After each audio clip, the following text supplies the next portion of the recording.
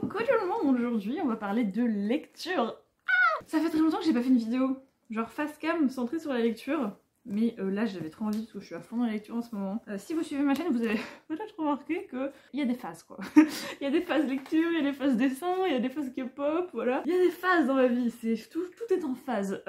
J'ai des obsessions fixes qui tournent en rond on va dire. C'est toujours les mêmes. Des fois il y en a qui se rajoutent et tout. La K-pop, le crochet, la lecture, le dessin, je sais même pas si c'est exhaustif mais voilà. Et ça, je suis fixée dessus pendant un certain nombre de temps et après ça rechange. En vrai tout est rassemblé un peu en ce moment. Ce qui est très étrange, ce qui m'est pas arrivé depuis longtemps.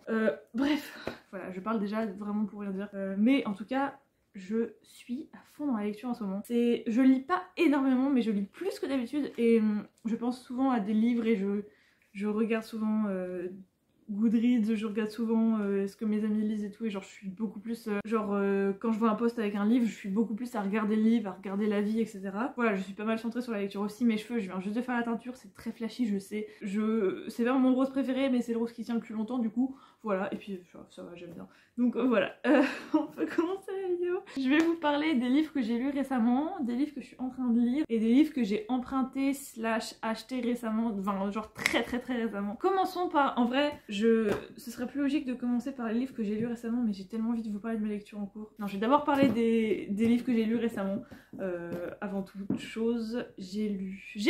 Alors, je l'ai pas lu en entier, mais je l'ai lu beaucoup, enfin genre j'ai lu la majorité. J'ai lu, comment ça s'appelle, Il / LE, je me rappelle plus comment ça se dit. En tout cas en anglais c'est S/He. C'est un recueil de textes qui ont été écrites par une personne, je sais même plus c'est quoi son nom, je suis désolée, je vous mettrai toutes les infos de toute façon mais j'ai vraiment très peu de souvenirs de ça. Mais c'est du coup un essai surtout sur le lesbianisme, aussi un peu sur le genre et c'est pas vraiment des essais, c'est plus c'est une compilation de plein de textes qui sont sortis, des textes plus ou moins courts et c'est vraiment très intéressant. J'ai jamais vraiment lu de non-fiction queer en vrai, genre si j'ai lu un livre en partie sur le... Ouais, en vrai j'ai lu quelques trucs mais pas énormes.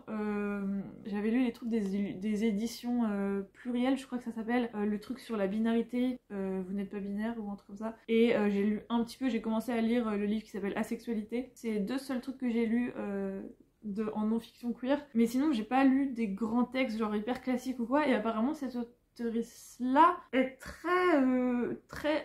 assez connue en tout cas. Et la maison d'édition qui a publié ce livre, c'est une maison d'édition à laquelle il faut que je m'intéresse vraiment beaucoup parce qu'ils ont l'air de publier des trucs super cool. Et oui, du coup ce livre-là, je l'ai pas lu en entier parce que il y a eu un moment où ça parlait vraiment beaucoup. C'était extrêmement centré sur le sexe. Et en tant que personne ace, j'étais un peu en mode vraiment j'ai pas envie de lire ça.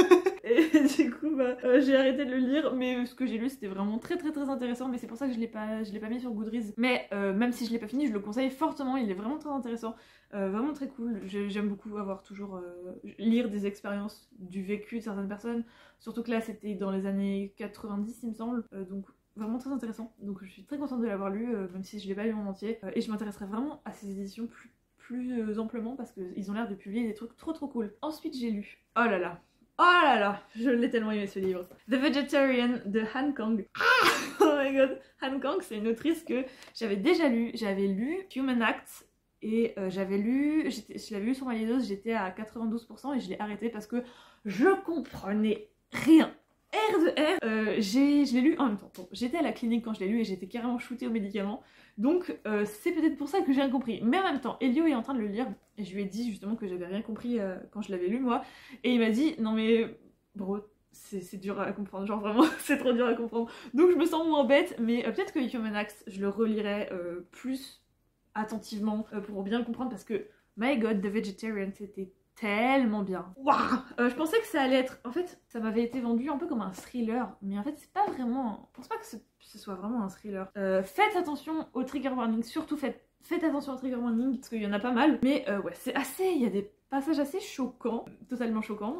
C'est assez hard parfois, mais oh my god, comment c'est trop bien. Mais je sais... En fait, j'ai perdu l'habilité à décrire les livres et à donner mon avis. Genre je sais pas, j'ai l'impression qu'avant j'arrivais beaucoup mieux à donner mon avis, maintenant je dis juste ah c'est trop bien, c'est trop bien.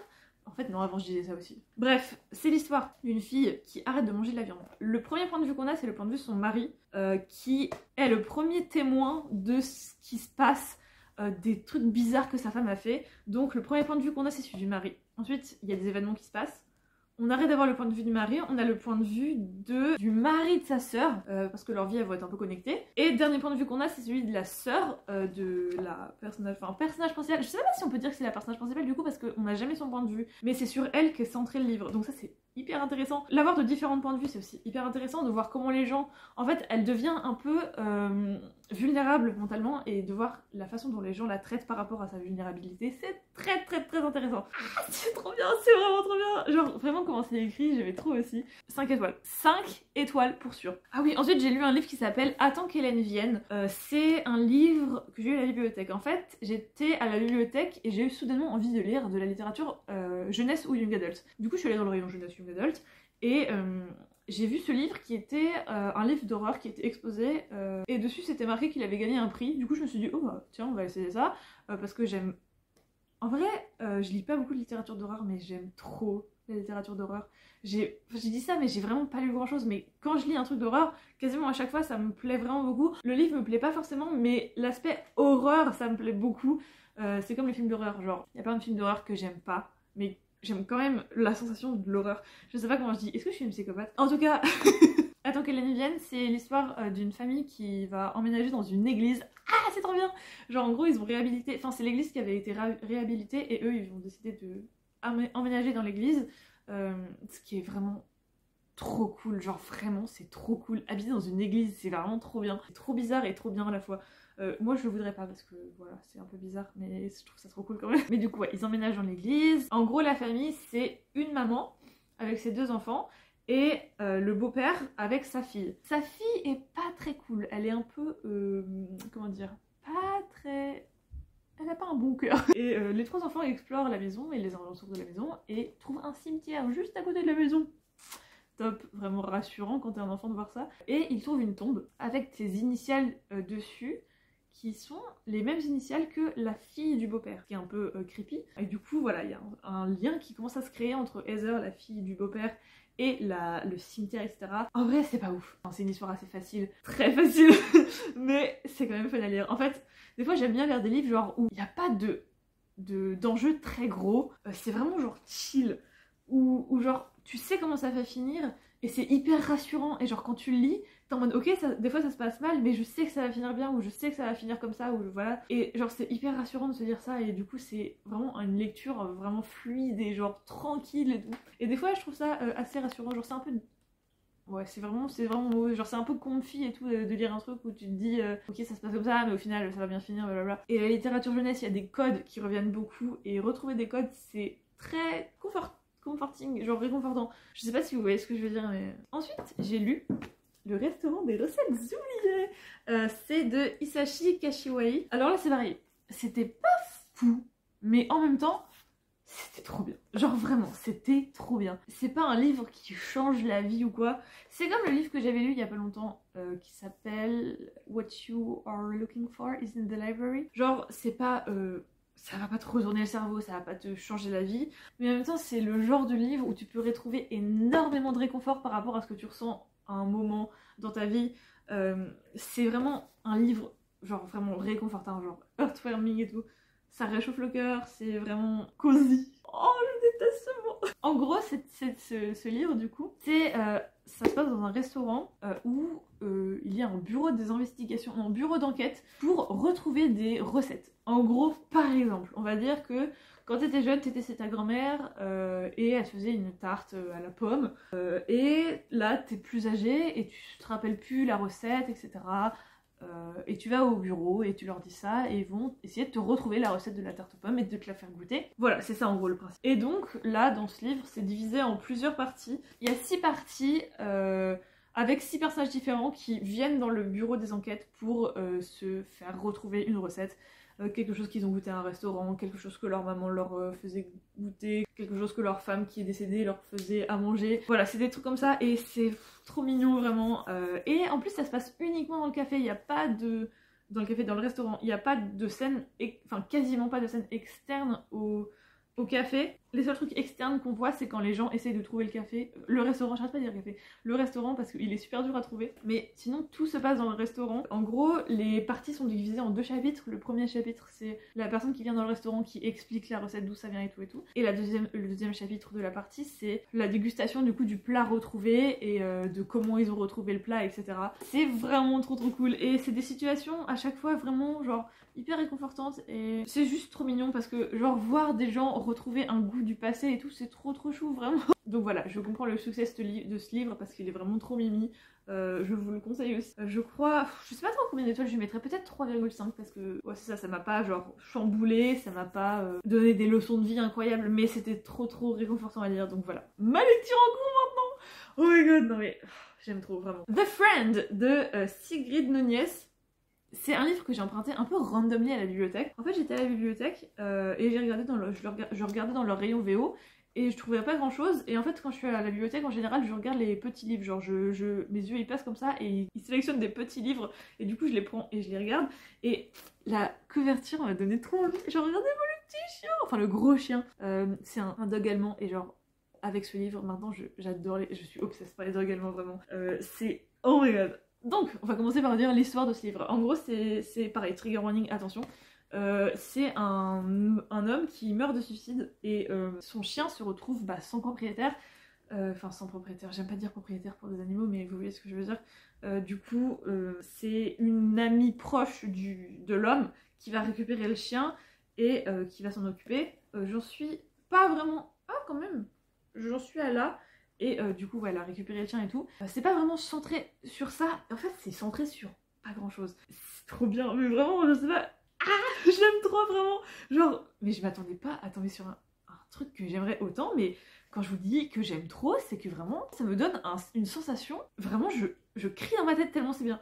Genre, en fait, c'est écrit. Je sais même pas trop comment dire, mais c'est un flux de pensées genre très éparses et il y a tellement de quotes, pas vraiment de quotes, ouais, de quotes ou de concepts qui sont mis dans le livre d'autres auteurs ou d'autres personnes, genre ce que je dis n'a aucun sens. En gros, ça parle de plein de trucs, genre ça dit ah machin il a dit ça, machin il a pris ce concept là, et ça s'applique un peu à ce qui est en train de se passer, mais en même temps il se passe rien, genre il n'y a pas vraiment une narration, c'est plus plein de trucs qui se passent et entre deux il y a de la narration de ce qui se passe, mais genre c'est trop bizarre. Comment expliquer? En gros il y a de la narration, mais c'est rempli de plein de trucs qui sont pas de la narration, et du coup la narration elle est un peu noyée dans plein de petits trucs ça et là, de citations d'autres auteurs, de trucs, de souvenirs, de... Vraiment la narration c'est pas un truc fluide, c'est plein de petits trucs collés, je sais pas comment dire. C'est... J'aime trop vraiment. Et du coup ouais, les dogs allemands vraiment. C'est des chiens qui sont trop mimi et hyper intelligents et genre en fait les gros chiens, des fois ils sont tellement gros qu'ils sont un peu genre embarrassés, tu vois, genre ils sont un peu awkward parce qu'ils sont trop grands. Mais ouais, je suis archi étonnée. Bon, après j'en suis où? J'en suis à la page 70 sur 210, donc ça se trouve je vais plus l'aimer à la fin. Mais pour l'instant je suis tellement dedans, genre vraiment je l'aime trop. Donc voilà, et après il y a 2 livres, il y en a un que j'ai acheté et il y en a un que j'ai emprunté et que je veux sûrement lire après. Alors c'est un livre que j'ai déjà emprunté, je crois que je vous l'ai même déjà montré, mais en gros c'est Les désirs flous de Dola de Jong. C'est un roman hollandais lesbien et ça se passe en 1938. Et l'autrice Dola de Jong, elle a essayé de faire publier son livre en 1954, donc c'est vraiment très vieux. Et donc apparemment c'est un classique, enfin c'est considéré comme un classique aux Pays-Bas. Je suis tellement curieuse de ce livre, ça fait 2 fois que j'emprunte, je prends jamais j'arrive jamais à le lire et je suis trop intriguée par ce livre. C'est écrit assez petit et moi quand c'est écrit petit, voilà. Genre, en fait c'est petit et serré, c'est ça le problème. Genre mon livre là, The Friend, c'est écrit petit mais c'est plus aéré. Donc ça me gêne pas. Mais en France, on n'aère pas notre texte. On agonise dans notre texte. Et enfin, le livre que j'ai acheté, un livre que je veux depuis super longtemps, 100 ans de solitude de Gabriel Garcia Marquez, qui est, je sais même pas de quelle nationalité, je sais même pas de quelle nationalité il est. En tout cas, c'est traduit de l'espagnol, donc voilà. Il est colombien, mais il a habité un peu partout. 100 ans de solitude, c'est un classique qui me fait envie. En fait, je l'avais vu sur une chaîne YouTube, je me rappelle même plus laquelle. Et en fait c'est le titre qui m'a donné trop envie, genre 100 ans de solitude c'est trop cool comme titre, j'ai aucune idée de quoi ça parle. Ça se trouve j'ai pas du tout aimé, et j'ai pas envie de lire le résumé parce que genre à tout moment ça me donne plus envie de le lire. Et j'ai vraiment envie de le lire. Donc je pense que... Je sais pas trop quand est-ce que je vais le lire parce que, bon, vraiment, voilà, je voulais lire sur ma liseuse, mais en même temps j'ai trop envie de la noter. Donc je sais pas trop, je pense que je commencerai à lire en papier. Et puis si c'est trop chiant à lire, je le lirai sur ma liseuse. Mais du coup je l'ai trouvé en librairie d'occasion. À chaque fois que je vais en librairie d'occasion, je le cherche, mais c'est dur parce que souvent dans les librairies d'occasion, c'est pas du tout rangé par auteur. Mais dans une librairie d'occasion de ma ville, c'est rangé par auteur. C'est assez petit, donc c'est assez facile de trouver. C'est rangé par auteur, et quand j'ai vu qu'ils avaient ça, j'étais trop contente. Donc voilà, pour les livres que j'avais à vous présenter. Voilà, j'espère que la vidéo vous aura plu. C'était trop fun de la tourner. Oh, ça fait trop longtemps que j'avais pas perdu de livre. Mais j'espère que... Je sais pas, j'ai l'impression que je dis n'importe quoi. J'ai l'impression que ce que je dis, c'est pas du tout intéressant, mais... voilà, bon, bref. J'espère que cette vidéo vous aura plu quand même. Dites-moi votre lecture en cours dans les commentaires. Je suis trop intéressée toujours par savoir votre lecture en cours, donc dites-moi ça dans les commentaires. Ou alors le livre qui vous fait envie, ou n'importe quoi, dites-moi, parlez-moi de vous dans les commentaires. Je les lis tous. Des fois je réponds pas parce que ça me demande vraiment beaucoup de... Enfin, ça me demande de l'énergie et tout, et des fois j'ai pas l'énergie de répondre aux commentaires, mais je les lis toujours tous. Donc voilà, j'espère que la vidéo vous aura plu, j'espère que vous allez bien. N'oubliez pas de prendre bien soin de vous, et moi je vous dis à très bientôt pour une prochaine vidéo. Bye!